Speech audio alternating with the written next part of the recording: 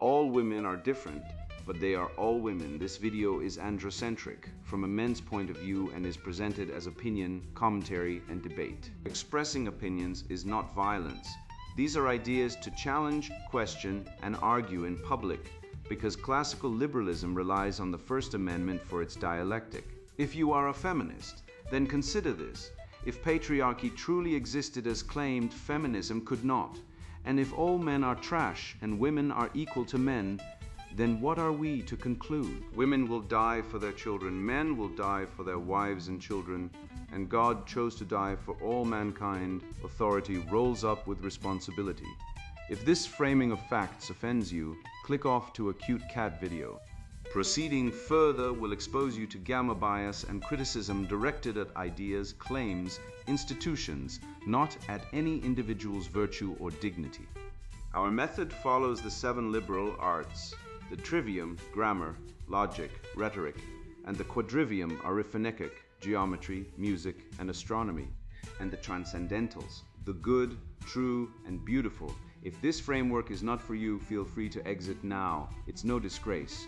Women are wonderful. God bless America. Men are great. Feminismus delendus 8. Dismantling the myths. The Truth About Fatherhood, written by Conrad Riker, available now. Links in description. Buy on Amazon or Google or Spotify. Amazon link, http://www.amazon.com. Dismantling, Myths Fatherhood, Red Pilled, Rational ebook DPB0D4FC XXFM, Google link, https://playgoogle.com. Store, Cooks Apales, Conrad Riker, Strength Over Silence. IJVKAAQ, BAJ, Spotify link, https://openspadify.com. Episode 45, Eben V69, XF9 Fay DSTNL7, ZL Toxic Masculinity, Myth Debunked. The hidden logic behind the public ritual. I watched them dismantle the father. At the Gentle Fatherhood Summit, school counselors and HR directors, armed with clipboards and therapeutic jargon, systematically stripped every man in the room of his natural authority, labeling his drive to build, protect, and lead as patriarchal hoarding. What they produced was a community that was safe, soft, and structurally unsound, a fortress with no walls, a body with no skeleton, a soul with no spine. Leading the charge was young Dr. Winona, a precocious girl with a tablet and a sash reading chief empathy officer, clever and fashionable and utterly detached from physical reality. She diagnosed the father's strength, not as a virtue, but as a resource imbalance, and prescribed vulnerability workshops to dilute his potency, mistaking the engine of civilization for the noise of its exhaust. Nature does not negotiate. The male form is optimized for external engagement, risk assumption, and the hierarchical ordering of chaos infrastructure. The father is the bridge between the domestic sphere and the wild unknown.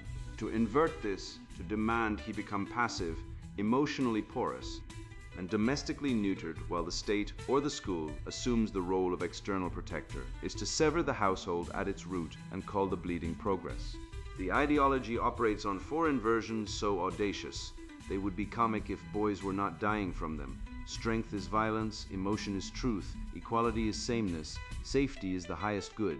Each is a vector pulling civilization away from ordered power toward passive fragility, away from objective reality toward subjective feeling, away from complementary roles toward uniform mediocrity, away from growth through adversity toward stagnation and comfort.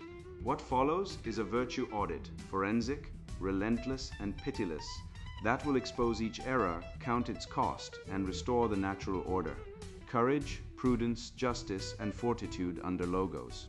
The foolish ideology expression, the rebranding of biological male aggression and protective instinct as toxic machismo, requiring therapeutic correction rather than channeling. The event, the Gentle Fatherhood Summit, where school counselors and HR directors strip fathers of their disciplinary authority, labeling their natural drive to build, protect, and lead as patriarchal hoarding, resulting in a community that is safe, soft, and structurally unsound. The fable, the sunspot of the soul.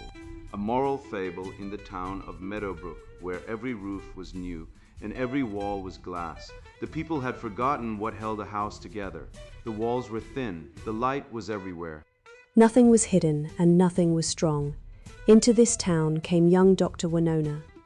She was 12 years old, wore a white coat tailored to her frame, and carried a tablet on which she had catalogued every human emotion into a spreadsheet with color-coded tabs.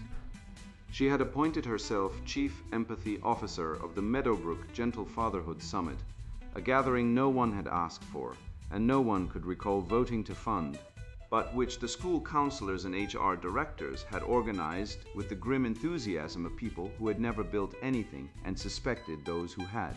The summit was held in the Community Wellness Pavilion, a structure of glass and good intentions erected on the site where the old carpentry workshop had stood before it was condemned as non-inclusive, meaning the boys who had gathered there had seemed too satisfied with what their hands could do. On the opening morning, Winona stood before a mural painted by the art therapist. It showed a father lifting his son toward the sky, the boy's arms spread wide, the father's hands steady on his ribs. "The father is obsolete," Winona announced. She held up her tablet. On the screen, a slide read, "Strength is a resource I'm balance. The father lifts the child," she said, "but lifting is dominance. Holding is control." "We must retire the tyrant." She produced a digital eraser, a metaphor she insisted was also a policy tool, and with a flourish wiped the painted father from the wall. In his place, the art therapist quickly sketched a ring of gender-neutral caregivers holding hands at the same height, so that no one was above or below.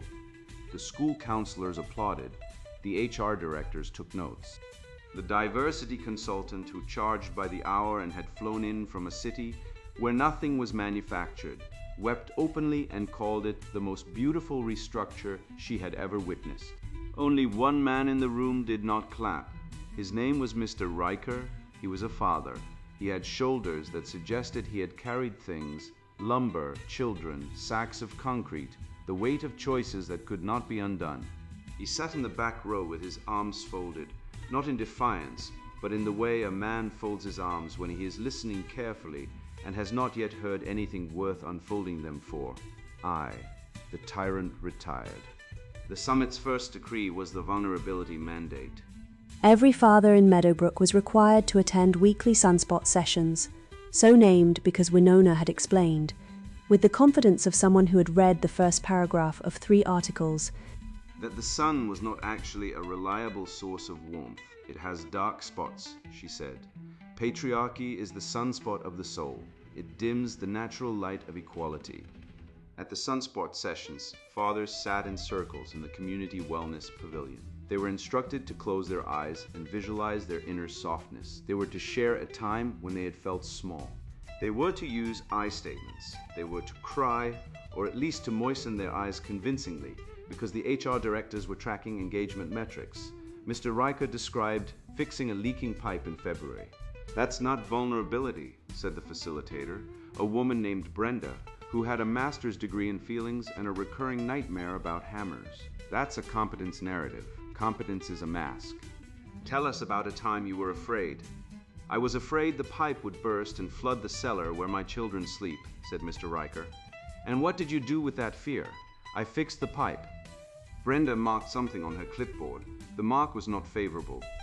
The second decree was the discipline protocol. Under the new rules, a father who corrected his son's behavior was to first submit a feeling impact statement to the school, documenting the emotional temperature of the intervention. Had the father raised his voice above 45 decibels? Had he used verbs of coercion such as stop, now, or because I said so? Had he imposed a consequence without first soliciting the child's perspective on the consequence's fairness? Mr. Riker's son, Thomas, broke a neighbor's window with a baseball. Mr. Riker told Thomas he would work off the cost of the replacement by raking the neighbor's yard for 3 Saturdays. The school was notified.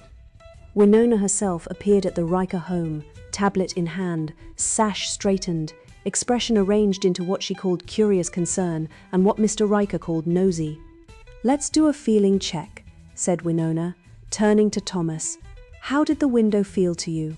Thomas, who was 9 and had been crying because he knew he had done wrong, looked at her with the bewilderment of a boy who had expected a punishment and received a survey. "It felt hard," he said. "And how did your father's punishment make you feel?" "Bad." Winona turned to Mr. Riker with the satisfaction of a prosecutor presenting a confession. "The child feels bad. That is a trauma indicator."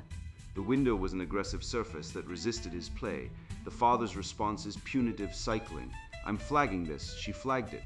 Thomas, who had wanted his father to be angry because anger, in a good father, is love sharpened to a point, instead learned that his actions had no weight. The window was not his fault. The rake was not his duty.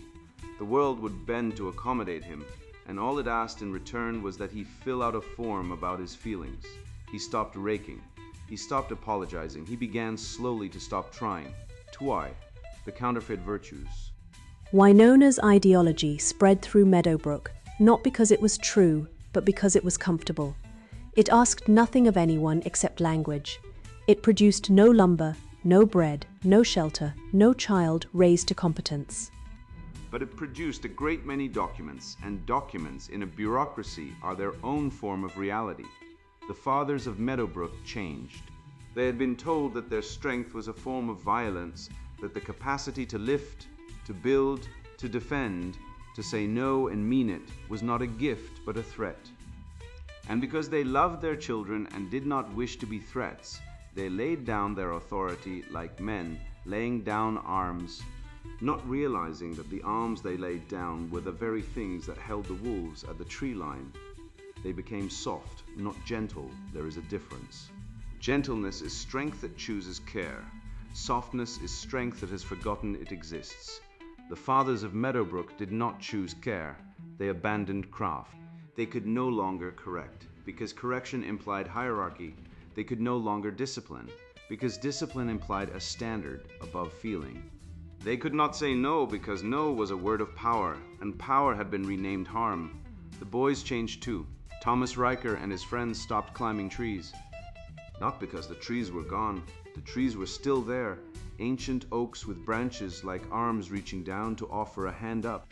But climbing was now classified as risk-seeking behavior, and risk-seeking behavior was a gateway indicator on Winona's spreadsheet, a column shaded orange that led through a series of arrows to a red column labeled toxic. The boys were given tablets instead of tools. They were given circles instead of fields. They were asked how they felt instead of what they could do. And because no one had taught them what to do with a feeling except report it, they sat in their circles, swiping at screens, growing pale and round and directionless, like seeds planted in a pot with no drain. The mothers of Meadowbrook said nothing at first. Some were uneasy. Some noticed their sons growing strange and passive, their husbands growing careful and small. But to speak was to risk the form, and the form meant the process, and the process meant a visit from Winona and her clipboard, and so they said nothing, and the silence had the texture of fear dressed as kindness. The third decree was the Male Energy Redistribution Act. Boys who ran were told to walk, boys who wrestled were told to talk, boys who competed were told to collaborate. Competition, Winona explained, was the architecture of domination. She had read this somewhere. She could not recall where. It did not matter. What mattered was that the words sounded right in the glass room, and in the glass room sounding right was the same as being right. There was a race. The last race Meadowbrook would hold, Thomas Riker won it. He ran like a boy who had been told that running was forbidden, and had decided in the privacy of his lungs and legs that his body disagreed. He crossed the finish line first, and his face was bright with the ancient joy of having pushed against a limit and found more on the other side. Winona was waiting at the finish line. "Everyone's a winner," she said, and handed him a ribbon identical to the one she handed the boy who had come in last and the boy who had not run at all. Thomas looked at the ribbon. He looked at the boy who had not run. He looked at his own legs, which were still burning with the evidence of what they had accomplished. He threw the ribbon in the trash. No one punished him, because punishment was violence. But Winona made a note on her tablet. The note was in the red column, 3, the glass house. By autumn, the fathers of Meadowbrook had been so thoroughly restructured that they could no longer remember what they had been restructured from. They sat in their sunspot circles and shared their inner softness with the earnestness of men who had been told that the deepest thing they could do was feel, and who had forgotten that the deepest feeling is often the one that says, "Get up and build." Their sons watched. A boy watches his father the way a sailor watches the North Star, not for instructions, but for position. The father is the fixed point from which the boy navigates. When the father is steady, the boy can venture far and always find his way home. When the father is uncertain, the boy is lost before he has left the dock. The boys of Meadowbrook saw their fathers adrift. They saw men who had been taught to apologize for their tides. And because boys cannot respect what they cannot trust, they did not rebel. Rebellion requires a wall to push against. Instead, they dissolved. They sank into the screens. They stopped looking up. Thomas Riker stopped looking at his father. This was the cruelest wound, and Winona did not see it because her spreadsheet had no column for a son's lost admiration. She had columns for felt safety and inclusive climate and emotional vocabulary expansion, but none for the thing a boy's eyes do when they stop following a man's hands. Mr. Riker saw it. He saw his son turning away, not in anger, but in something worse, indifference. The boy who had once watched him sand a plank with the fascination of a traveler watching a map being drawn now scrolled past him as though he were furniture. One evening, Mr. Riker did not go to the sunspot session. Instead, he went to the garage. In the garage were the tools the community had not yet confiscated: a hammer, a saw, a level, a box of nails, a plane whose blade still held an edge. These were not weapons. They were instruments of truth. A level does not care about your feelings. It tells you whether the world is straight. A saw does not collaborate. It divides the false from the necessary. A hammer does not share. It joins. Mr. Riker picked up the hammer and felt its weight, and the weight was not violence. The weight was significance. It meant this matters. This is real. This will hold. He began to build. Not a feeling, not a statement. A brace, a thick wooden beam, cut and fitted and nailed. The kind of thing that holds a wall against wind. He did not ask permission. He did not submit a feeling impact statement.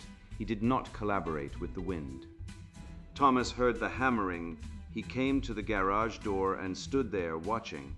Mr. Riker did not look up. He drove the nail. The sound rang out sharp, rhythmic old, and it cut through the glassy silence of Meadowbrook like a bell through fog. Thomas watched for a long time. Then he said, "Can I hold the other end? Ivy, the storm?" The storm came on a Thursday. It had been building for days beyond the ridge. A black wall of cloud moving with the patient inevitability of something that does not negotiate. The Weather Service issued warnings. The school sent home emails about emotional grounding strategies for children experiencing weather anxiety. Winona posted a message on the community board. "Remember, storms are natural. Our feelings about storms are valid." Breathe through the lightning. The wind hit at dusk. The community wellness pavilion. All that glass, all that light, all those walls designed for transparency rather than endurance. Groaned, the glass bowed.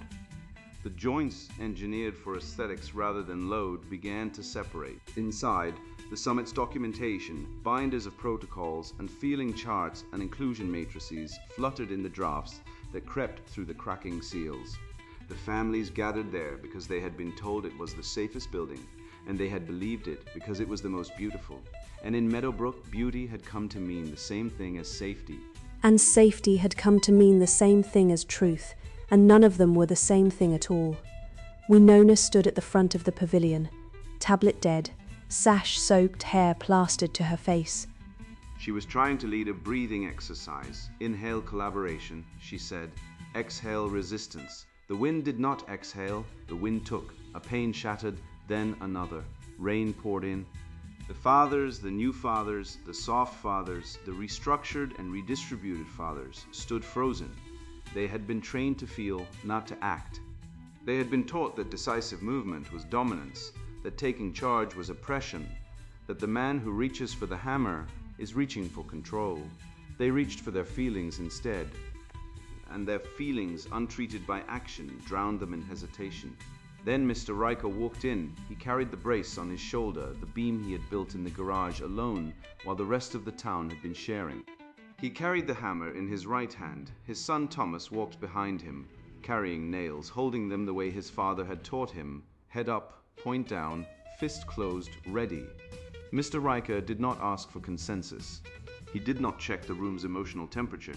He looked at the failing wall, read the stress in the wood the way a sailor reads the stress in a rope, and he placed the brace. "Hold this," he said to Thomas. Thomas held it. Mr. Riker drove the nails. 3 on the top plate, 3 on the bottom, each strike precise, each one sinking the steel into the grain until the brace became part of the structure, not decorative, not symbolic, but load-bearing. The wall held. The other fathers watched. Some of them, the ones who could still remember what their hands were for, picked up debris and began to help.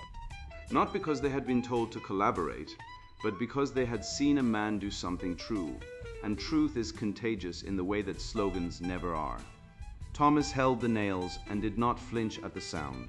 He held them because his father had told him to hold them, and his father's word was not violence, it was foundation. When the storm passed, the pavilion stood barely and only on the side where the brace held. The glass walls on the other side were shattered. The binders of protocols were pulp. Winona's spreadsheet was rain. The community emerged into the wet light and looked at what remained.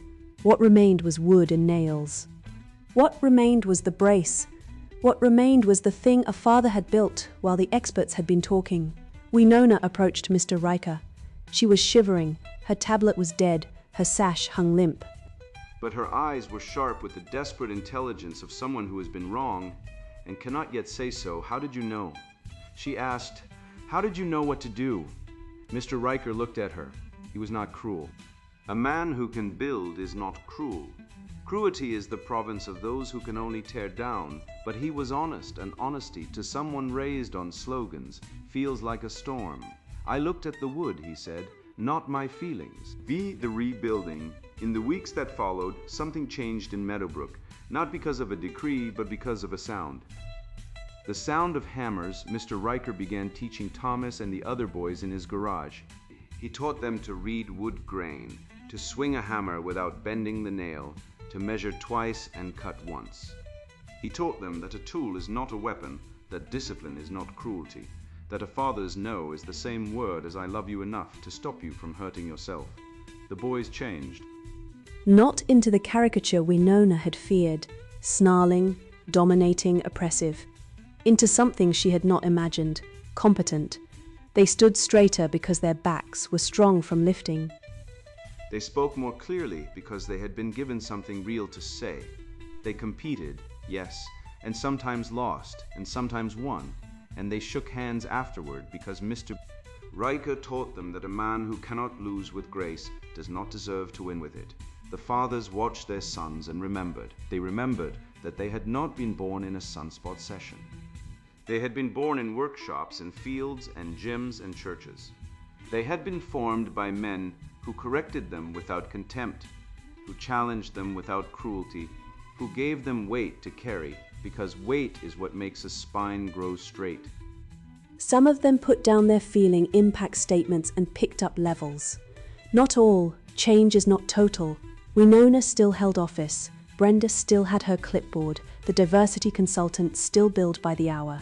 The ideology did not die. Ideologies do not die. They merely lose audience when the audience discovers that the stage is made of glass and the rain is real. But in the Riker garage, the light was different. It was not the flat, artificial glow of the wellness pavilion. It was the honest light of a lamp over a workbench, illuminating grain and nail, and the face of a boy learning to make something that would last. Thomas held a nail for his father one last time. Then he picked up the hammer himself, and the sound that rang out, that old, sharp, civilizational sound, was not noise. It was the rhythm of a house being built. It was a boy becoming a man. It was strength at last in the hands that needed it. The moral: a father who is afraid of his own strength is a house with no roof. A boy who is not taught to wield it is a sword without a hilt. The storm does not ask how you feel. The wood does not care about your narrative. The nail goes where the hammer drives it, or it goes nowhere at all. And the son who watches his father build will build in turn, while the son who watches his father dissolve will dissolve in turn, unless by some stubborn grace A man picks up his tools and remembers that the first thing God gave Adam was not a feeling, it was a job. Natural law origin point. Natural law dictates that the male form is optimized for external engagement, risk assumption, and hierarchical ordering of chaos into structure. The father is the bridge between the domestic sphere and the wild unknown.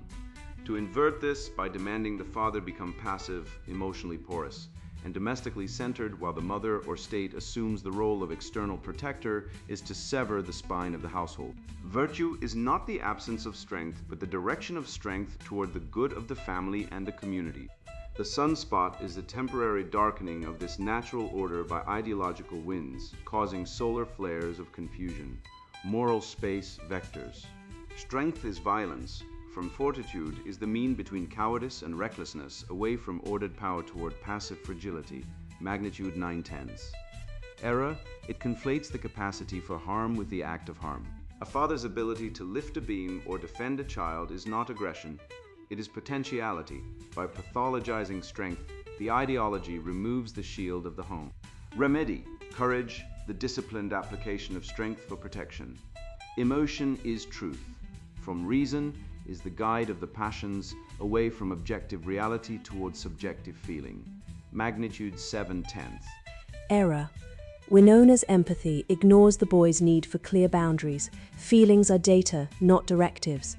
When feeling overrides fact, the father becomes a therapist, not a guide. Remedy, prudence, right reason in action, discerning the true need behind the emotion. Equality is sameness. From justice is giving each their due according to nature, away from complementary roles toward uniform mediocrity. Magnitude 8/10. Error, it demands fathers act like mothers and mothers act like fathers, ignoring biological and psychological realities. This creates role confusion and inefficiency in the household economy. Remedy, justice, recognizing and honoring the distinct complementary contributions of each sex. Safety is the highest good. From flourishing requires risk and struggle away from growth, through adversity towards stagnation in comfort. Magnitude 6/10. Error, by removing all friction and danger, the ideology produces children who cannot handle the world. The father's role is to introduce controlled risk, not eliminate it. Remedy, temperance, moderation in comfort, acceptance of necessary hardship. Voice is power. From action is the measure of character, away from competence toward performative identity. Magnitude 5/10. Error. Winona values the claim of victimhood over the fact of provision. A father who builds a house is more powerful than a father who tweets about his feelings. Remedy, diligence, the steadfast pursuit of useful work and tangible results. Inclusion is virtue. From excellence requires standards and exclusion, away from quality toward quantity and acceptance. Magnitude 7/10. Error. Lowering standards to include everyone dilutes the excellence that the father provides. The father sets the bar, he does not lower it to match the weakest link. Remedy, excellence, the pursuit of the best in oneself and one's offspring. The state is the family. From the family is the primary unit of society, away from local autonomy toward bureaucratic dependency. Magnitude 9/10. Error. When the state replaces the father, it becomes a distant, unaccountable tyrant. The father is local, immediate, and accountable to his blood. Remedy, fidelity, loyalty to the immediate circle of kin and community. Natural law vector audit. Natural law vector audit. 1. What the fable shows. The fable of Meadowbrook is not about one bad girl with a tablet. It is about a civilization-wide category error, the rebranding of male strength, protective instinct, and fatherly authority as a pathology, requiring therapeutic correction rather than disciplined channeling. The ideology on display does not merely misunderstand masculinity. It inverts it, it takes the load-bearing pillar of the household and calls it a deformity. Then it wonders why the roof caves in. The Gentle Fatherhood Summit is a portrait of institutional capture. Every character represents a real force. The HR director who has never built anything but regulates those who do. The school counselor who medicates boyhood because she cannot tolerate it. The diversity consultant who monetizes guilt. The facilitator who confuses tears with virtue. These are not invented villains.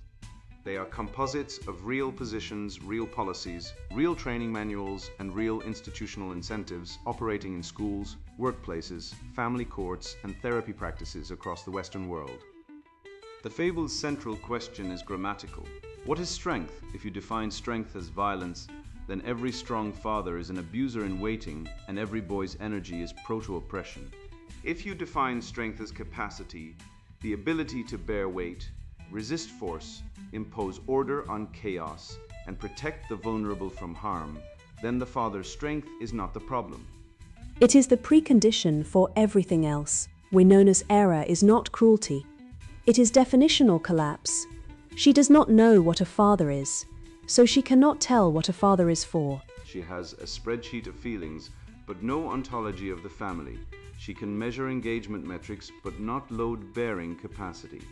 She treats the hammer as a symbol of aggression, because she has never driven a nail.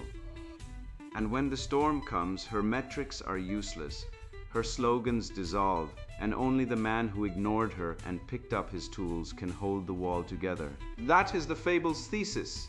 The ideology that pathologizes masculine strength does not make the world safer. It removes the only force capable of making the world safe. 2. Natural law as the origin point. Natural law is the proposition that reality has a given structure, that things have natures, natures have ends, and ends impose duties. A thing is good when it acts according to its nature. It is disordered when it acts against it. This is not a theological claim imposed on nature from outside. It is an observational claim drawn from what things are and what they do when they flourish. The male of the human species has a recognizable form. That form is optimized by morphology, endocrinology, neurology, psychology, and 10,000 years of observable civilization for external engagement, risk assumption, physical labor, hierarchical competition, protection of dependence, and the ordering of matter into structure. This is not a moral judgment about superiority. It is a biological and anthropological description.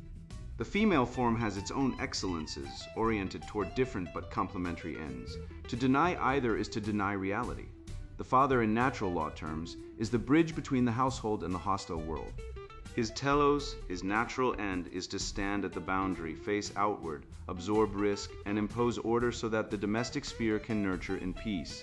He is not the mother's assistant. He is not a third parent of indeterminate function. He is the wall against the storm, the hand on the hammer. The voice that says no when no is the only word that will save the boy from himself. Natural law does not say the father must be stern, violent, or cold. It says his strength must be ordered directed by reason toward the good of those in his care. The cardinal virtues are the hinges of that ordering. Prudence governs his decisions, when to act, when to wait, when to speak, when to hold silence. Justice governs his obligations to his wife, his children, his community, his God. Fortitude governs his courage, the willingness to stand when retreat would be easier.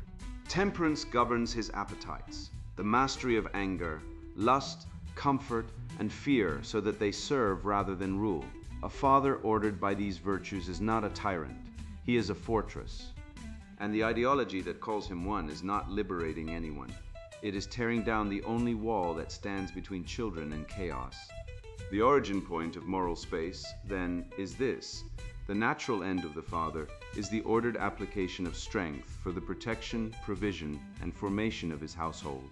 Every deviation from that end is a vector away from the good.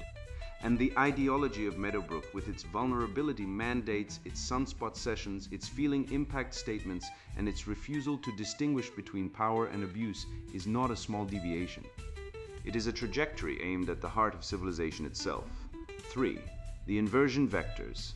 A vector has two properties, direction and magnitude. Direction tells us where the arrow points away from what good.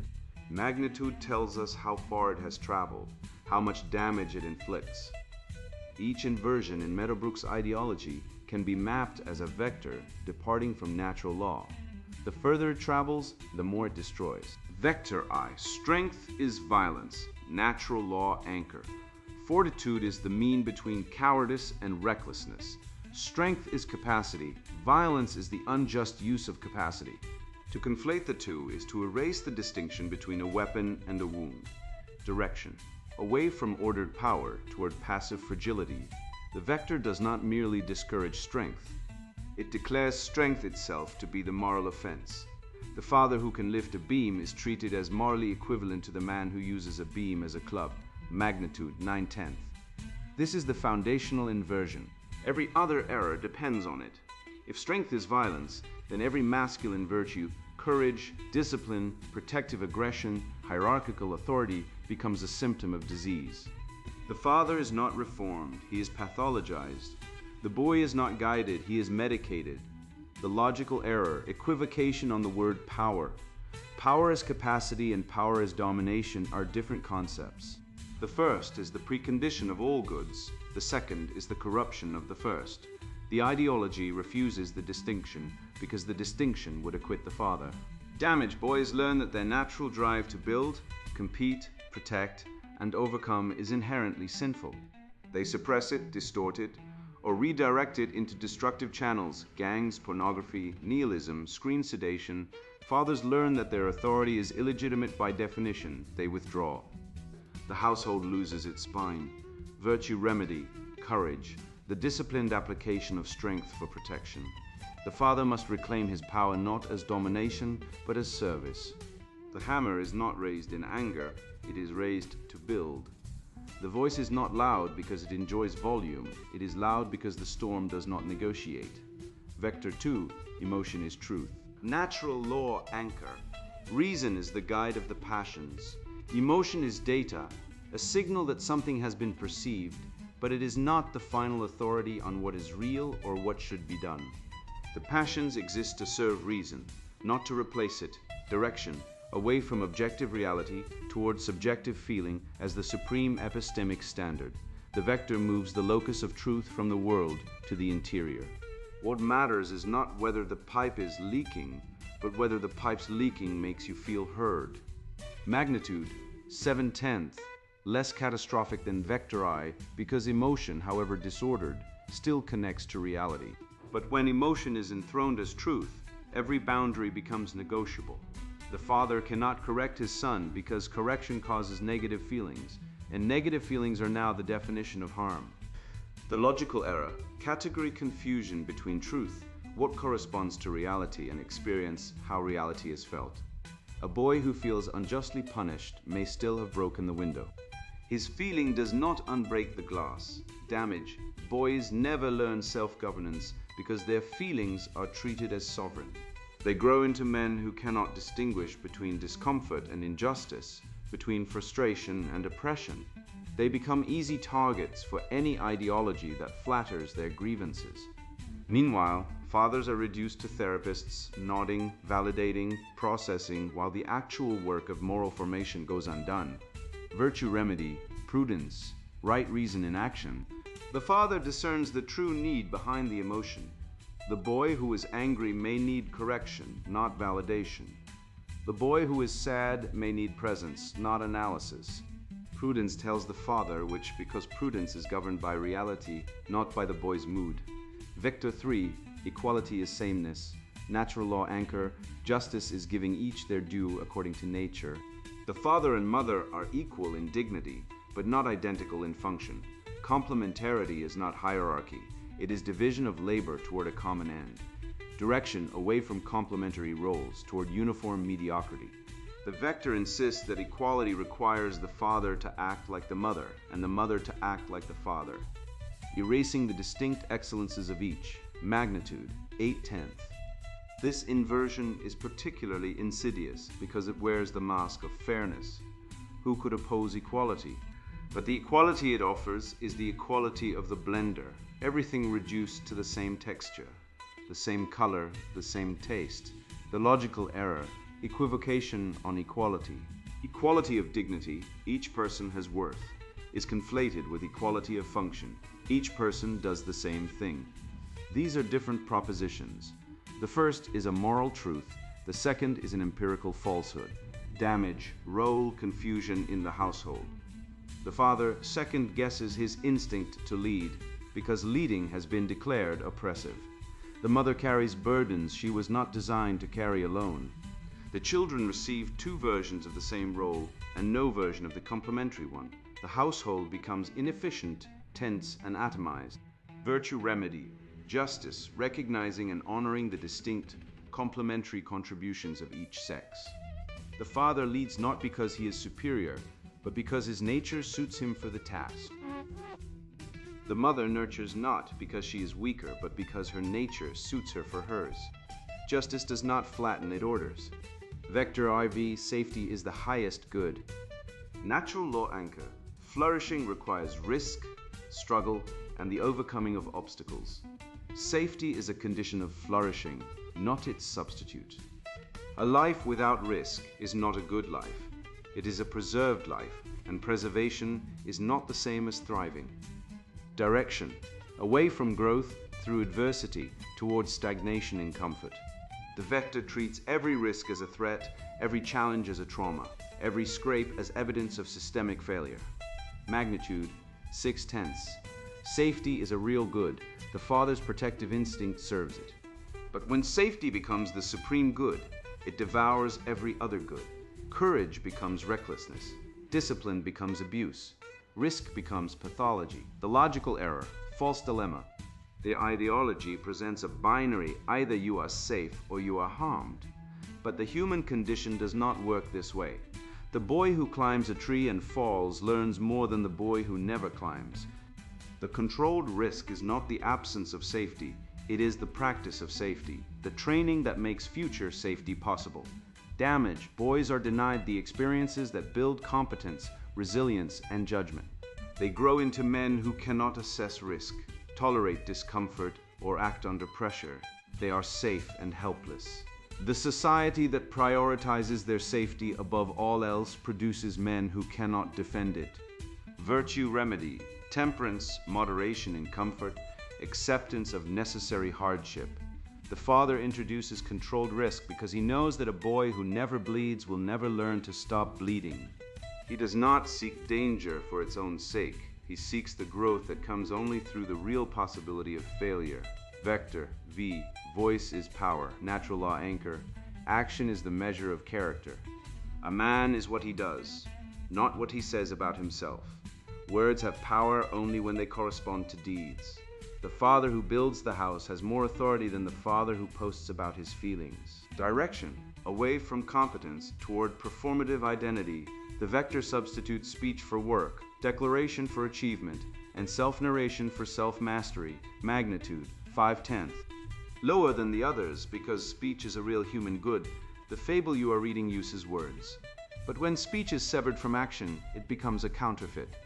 The feeling impact statement replaces the fixed pipe. The vulnerability workshop replaces the built wall. The logical error, confusing the sign with the thing signified. Words about strength are not strength. Confessions of weakness are not virtue. The map is not the territory, and the spreadsheet is not the house. Damage, men learn to perform rather than produce. They become fluent in therapy speak and incompetent with tools. They can articulate their trauma with clinical precision, but cannot change a tire. The culture rewards the performance and punishes the silence of men who simply do their work without narrating it. The result, a society of eloquent helplessness, virtue remedy, diligence, the steadfast pursuit of useful work and tangible results. The father does not need to explain his love in a sunspot session. His love is legible in the roof he fixed, the discipline he imposed, the presence he maintained. His authority is not a speech act. It is a load-bearing wall. Vector 6. Inclusion is virtue. Natural law anchor. Excellence requires standards, and standards require exclusion. Not everyone can do everything. The father who holds the bar high serves his children more than the father who lowers it to spare their feelings. Direction away from quality toward quantity and unconditional acceptance. The vector treats every standard as exclusionary and every exclusion as oppression. Magnitude, 7/10. The inclusion ideology does real damage because it attacks the mechanism of excellence itself. If no one can be excluded, then no one can excel, because excellence requires the possibility of failure, and failure requires the possibility of being told no.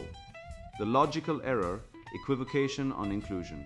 Including someone in the community is good. Eliminating all standards so that no one feels excluded is not inclusion. It is dissolution. A club that admits everyone is not a club. It is a crowd.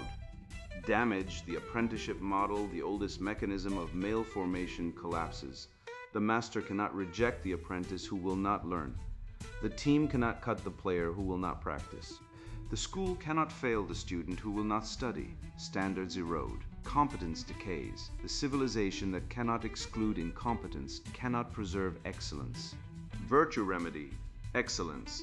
The pursuit of the best in oneself and one's offspring. The father sets the bar because he loves his son, not because he is cruel. He knows that the boy who clears the bar becomes a man. The boy who never faces the bar becomes a casualty of compassion. Vector 7, the state is the family. Natural law anchor. The family is the primary unit of society prior to and more fundamental than the state. The father is the immediate, local, accountable authority. The state is distant, bureaucratic, and accountable to no one's blood. Direction, away from local autonomy, toward bureaucratic dependency. The vector transfers the father's functions, education, discipline, protection, moral formation to institutions that cannot perform them and should not be trusted to try. Magnitude 9/10. Tied with vector I as the most destructive inversion. When the state replaces the father, it does not become a better father, it becomes a tyrant, not by malice but by nature. Bureaucracies do not love, they process. They do not form, they manage. They do not sacrifice, they allocate. The father who is stripped of authority does not cease to exist. He becomes a wallet, taxed to fund the bureaucracy that replaced him, silenced by the ideology that declared his role obsolete. The logical error, category error. The state and the family are different kinds of entities with different natures, different ends, and different capacities. To assign family functions to the state is like assigning breathing to a committee. The committee can pass a resolution about oxygen, but it cannot inhale damage. Fatherlessness becomes institutionalized, not merely as absence, but as policy. The state incentivizes single motherhood through welfare structures. Family law treats fathers as visitors and wallets. Schools exclude fathers from educational decisions. The bureaucracy expands to fill the vacuum left by the father's removal, and every expansion justifies further removal. The cycle accelerates. The civilization dies not by conquest, but by suicide, one fatherless home at a time. Virtue remedy, fidelity, loyalty to the immediate circle of kin and community. The father reclaims his authority not by demanding recognition from the state, but by exercising it in his home. He does not ask permission to form his son, he forms him. He does not wait for the bureaucracy to validate his role, he assumes it. The state is a servant of the family, not its replacement. When it forgets this, the father must remind it by being indispensable. 4. Magnitude as a measure of evil. The magnitudes assigned to each vector from 5 to 9 are not arbitrary. They represent the degree of deviation from natural law and correspondingly the degree of destruction wrought upon persons, families, and civilizations. Magnitude 5, voices power, represents the mildest inversion. It distorts but does not destroy. The man who talks instead of builds is wasteful but not catastrophic. His error is self-correcting. Eventually, the house that needs fixing will not care about his essay on its feelings. Magnitude 6. Safety is the highest good begins to do structural damage. It weakens the next generation by denying them the adversity they need to grow. But it does so with good intentions, and its victims, soft, overprotected boys, can still recover if they encounter reality soon enough. Magnitude 7. Emotion is truth. Inclusion is virtue, crosses into institutional territory. These inversions do not merely affect individuals. They reshape organizations, schools, churches, workplaces, and courts, reorganize themselves around the new principles. The damage compounds because the institutions that should correct error now amplify it. Magnitude 8. Equality is sameness, attacks the complementary structure of the family itself. It does not merely weaken the father, it redefines his role out of existence. If there is no difference between father and mother, then either one is expendable, and the father, burdened by no pregnancy and entitled to no maternal presumption, is the one the culture chooses to discard. Magnitude 9. Strength is violence. The state is the family represents total inversion, the point at which the ideology becomes indistinguishable from war on the natural order. These vectors do not merely distort the good, they declare it evil. They do not merely weaken the family, they replace it. Their fruit is not imperfection, but collapse. The principle is simple. The further an ideology travels from natural law, the more damage it does. And the damage is not random. It follows a predictable pattern. First, the definition of terms is corrupted, then the logic of institutions, then the rhetoric of public life, then the lives of children, then the survival of the civilization itself. 5. Virtues that bring the soul back to order. Every vector points away from a virtue. The return path, the correction of each inversion, is the reactivation of the classical virtues in the soul of the individual man. Prudence corrects the tyranny of emotion. It teaches the father to read the situation, not his feelings about the situation, and act accordingly. The pipe is leaking, the boy broke the window, the storm is coming. Prudence does not ask how these facts make you feel. It asks what must be done. Justice corrects the confusion of equality with sameness. It gives each person what they are owed, not identically, but according to their nature, their role, and their need. The father owes his son formation, not friendship. The mother owes her husband partnership, not competition. The state owes the family protection, not replacement. Fortitude corrects the pathologizing of strength. It is the virtue that says, stand, do not retreat, hold the line. The storm will come, whether you are ready or not, and fortitude is the difference between the man who braces the wall and the man who processes his feelings about the wall while it collapses on his children. Temperance corrects the worship of safety and comfort.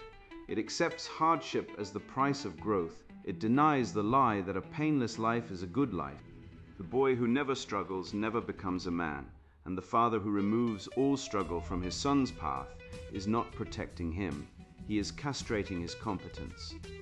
Humility corrects the pride of the ideologue, the Winona who erases the father from the mural, because she believes her spreadsheet is wiser than 10,000 years of human experience. Humility is the willingness to learn from what works, rather than to impose what theorizes. The hammer works. The feeling impact statement does not. Humility bows to the hammer. Diligence corrects the substitution of voice for action. It is the virtue of the man who does not announce his plans but executes them. He does not give a speech about the roof. He fixes it. His authority is not in his words, but in his calluses. Fidelity corrects the replacement of the family by the state. It is the loyalty that binds a man to his wife, his children, his name, and his duty. The state cannot replicate it. The bureaucracy cannot simulate it. Fidelity is the immune system of civilization, and when it fails, every pathogen floods in. Courage corrects all the vectors at once, because courage is what it takes to stand against an ideology that has captured every institution, controls the language, punishes dissent, and calls your love a form of hate. Courage is what Mr. Riker displayed when he picked up the hammer while every other father sat in the circle and processed. These virtues are not abstractions, they are practices, they are habits. They are formed by repetition, correction, and the patient accumulation of small choices over time, the same way a house is built, one nail at a time by a man who knows what he is doing and why. 6. The practical moral for men. Here is what the audit demands of you. Define your terms. Do not let the ideology set the vocabulary. Strength is not violence. Authority is not abuse. Discipline is not trauma. Risk is not harm. Discomfort is not oppression. When they redefine the words, they rig the game, insist on precision, demand definitions, expose equivocation. The first act of resistance is grammatical. Test their logic. Every inversion contains a contradiction. If strength is violence, then every mother who lifts her child is an abuser. If emotion is truth, then the boy who feels unjustly punished has proven his own innocence regardless of the broken window. If safety is the highest good, then we must abolish sports, driving, stairs, and childhood itself. Push the premise to its conclusion and watch it collapse under its own absurdity. Logic is your weapon. Use it. Refuse the circle. The sunspot session is designed to make you confess. It rewards vulnerability that changes nothing and punishes competence that threatens the narrative. You do not owe the circle your inner child. You owe your family, your labor, your presence, your discipline, and your protection. Give them that. Withhold the performance, pick up the hammer. The world does not need more men who can articulate their trauma in therapy speak. It needs men who can fix the pipe, brace the wall, discipline the boy, hold the line, and do it again tomorrow without narrating it on the internet. Competence is the quietest and most powerful form of rebellion available to you. Form your sons. They are not defective girls. Their energy is not pathology. Their drive to compete, climb, build, fight, and test hierarchy is the raw material of civilization. It needs formation, not medication. Give them tools, not tablets. Give them consequences, not diagnoses. Give them a father who stands straight, speaks plainly, works hard, and does not apologize for being what God made him. Defend due process. The ideology that treats strength as violence also treats accusation as evidence. It believes the woman by default, suspects the father by design, and uses family law as an instrument of extraction. Fight this. Demand evidence. Insist on equal standards. Document everything. The legal system is captured but not omnipotent. Sunlight is still the best disinfectant, and a man with records is harder to destroy than a man with feelings. Build parallel institutions. The schools will not reform themselves. The courts will not voluntarily surrender power. The HR departments will not discover humility. So build your own classical schools, apprenticeship networks, father-son guilds, church brotherhoods, martial arts dojos, scout troops, reading groups, workshops. The institutions of the old world were built by men who recognized that civilization is not inherited but constructed, one generation, one household, one nailed board at a time. Remember what you are. You are not the problem, you are the answer the problem fears. The ideology attacks you because it cannot survive without neutering you. A civilization of strong, competent, virtuous, father-led households is immune to every form of tyranny, bureaucratic, ideological, therapeutic, and theological. That is why they come for your strength, your authority, your language, your sons, and your role. They cannot build what you build. They can only take what you produce and call your production oppression. Mr. Riker did not win a debate. He did not defeat Winona in a panel discussion. He did not pass a resolution at the summit. He picked up a hammer and built a brace, and when the storm hit, his house stood. That is your task. Not to argue, not to confess, not to process, to build, to hold, to stand. The storm does not ask how you feel, the wood does not care about your narrative. The nail goes where the hammer drives it, or it goes nowhere at all, and the son who watches his father build will build in turn, be that father. Virtue guidelines, define terms. Strength is not violence, it is capacity. Emotion is not truth, it is data. Test consistency. If safety is the highest good, why do we send boys to war? Because safety is not the highest good, flourishing is. Detect incentives. The ideology of toxic masculinity expands the bureaucracy of therapy and education. It creates a market for the correction of men. Restore order. Fathers must reclaim their role as protectors and providers, not by force, but by competence. Boys must be taught discipline, not just self-expression. Embrace nature. The male form is built for action. The female form is built for nurture. Both are good, but they are not the same. To confuse them is to invite chaos. Moral. A father who is afraid of his own strength is a house with no roof. A boy who is not taught to wield it is a sword without a hilt. So I leave you with the image of that father and son at the workbench, the hammer ringing against the nail, and I tell you plainly, the sunspot is not the sun. The natural light of fatherly authority, fortitude ordered by love, strength disciplined by reason, does not perish. It is merely eclipsed by the passing debris of an ideology that mistakes the engine of civilization for the noise of its exhaust. The wood does not lie. It yields only to the hand that reads its grain. And the boy, your boy, does not need a counselor who flinches at his energy or a curriculum that diagnoses his nature. He needs a man who can show him where to strike. Remember the moral. A father who is afraid of his own strength is a house with no roof, and a boy who is not taught to wield that strength is a sword without a hilt. The natural law origin is simple and older than every committee ever assembled to reprogram your sons. The male form is built for external engagement, for the assumption of risk, for the ordering of chaos into structure. Virtue is not the absence of power. Virtue is power aimed at the good. The father is the bridge between the household and the unknown, and no amount of vulnerability workshops will build that bridge. Only competence, only discipline, only love strong enough to say no and mean it. Today, practice one virtue: courage. Not the recklessness that swings without aim, not the cowardice that surrenders the field to every professional sentimentalist with a clipboard. Courage is the steady hand that drives the nail precisely where it belongs, knowing that every honest strike builds something that outlasts you. Pick up a tool, teach your son its name and its danger and its purpose. Stand in the light that no sunspot can kill. Sponsored book, Dismantling the Myths, The Truth About Fatherhood. Buy on Amazon or Google or Spotify. Amazon link, http://www.amazon.com. Dismantling, Myths Fatherhood, Red Pilled, Rational ebook DPP0D4FC XXFM. Google link, https://playgoogle.com. Store, Cooks Appales, Conrad Riker, Strength Over Silence. EDAJVKEAA, QBA, J, Spotify link, https://openspotify.com, episode 45, Eben V69, XF9FAD, STNL7ZL. Men are not born to beg. We are born to build, protect, and lead. Yet somewhere between the hunter's fire and the cubicle's fluorescent hum, they convinced us to apologize for existing. I learned this the hard way.